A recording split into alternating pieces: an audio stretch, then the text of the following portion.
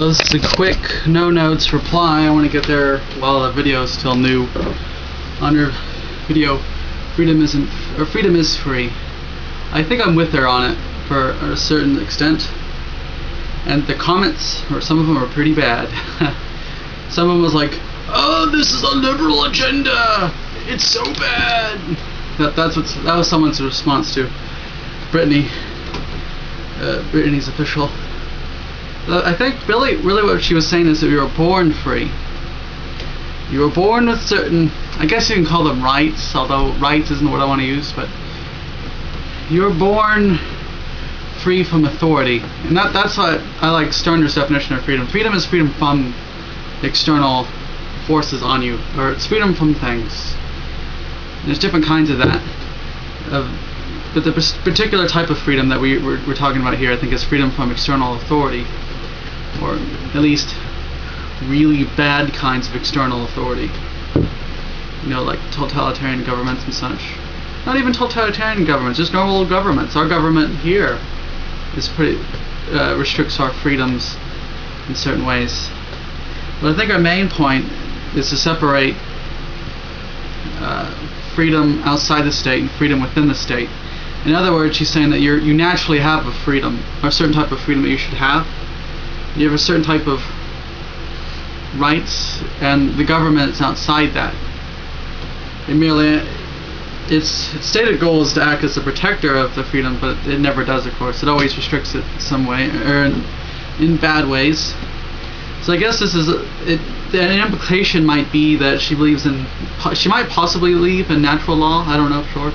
And before any of you freak out and yell creationism, natural law is a theory that's been completely misinterpreted because it's always used by creationists. There's a version of natural law that isn't full of religion. Basically, the secular version of natural law simply is, it's also the view of the moral law, is that there are certain things that it's wrong for government to do to you. So natural law would say you should have freedom of speech, the government shouldn't be able to just stab you and stuff. And then when the governments do that, it's bad. The main idea between natural law, and the main idea I think maybe with Brittanysofficial here, is that just because the government does it doesn't mean it's good or it's bad. Or just because someone restricts your freedom doesn't mean that they're in the right just because they have authority.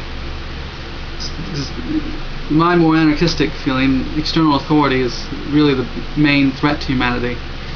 And there's also other ideas. Sartre, I think he can come into here. His idea is that you're always free. So for him, freedom really is free because you are always free, always, no matter what. And this is an existential type thing as well. Really good. In Camus' The Stranger, the main character, Mousseau, has his epiphany and becomes truly free while in prison on death row. They give some backstory. Sartre was in a German prison camp during World War II, so he has some experiences with states of unfreedom as we recognize them. And also, the context for him was the ways in which the French people refused to fight back or collaborated with the Germans. And responsibility is very important within French existentialism. But yeah, he said you can always make choices. Even when you're in prison, there's choices you can make. You can sit over there, over here. I think really it's just a matter of degree, I guess. And there's always a degree of freedom from, freedom to make choices as well. You always can make choices as well. There's also Stirner, the radical Hegelian nihilistic egoist. His idea is that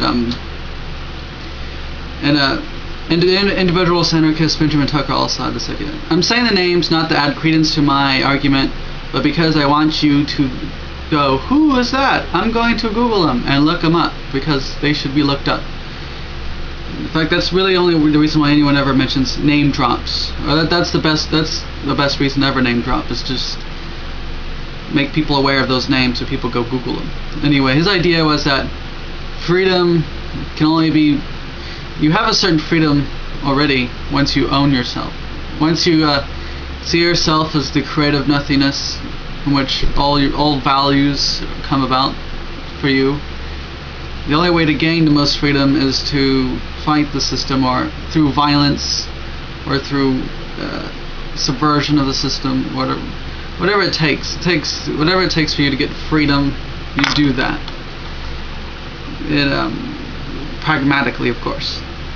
But yeah, his idea is that freedom comes from force, or threats of force, from either the people to the state, or within parts of the state within other parts of the state. But yeah, and I think that is really the case. Because it's that I'm from the comics. Freedom comes from the barrel of a gun, and I'm just gonna let you guess who I stole that quote from, and then turned around for my own purposes. But yeah, I think that it comes to, because that's really what the state is too. The state is force, so it's really a science of force. That's what politics is, science, force. That's how I look at it. So to get freedom, you have to either influence it, or hope that it's already been influenced, the science of force, to allow freedom. And it also helps have a theory of revolution and stuff like that. So that's my basic idea of it. I should have prepared more, but I want to get this video online quickly. So yes, there you go.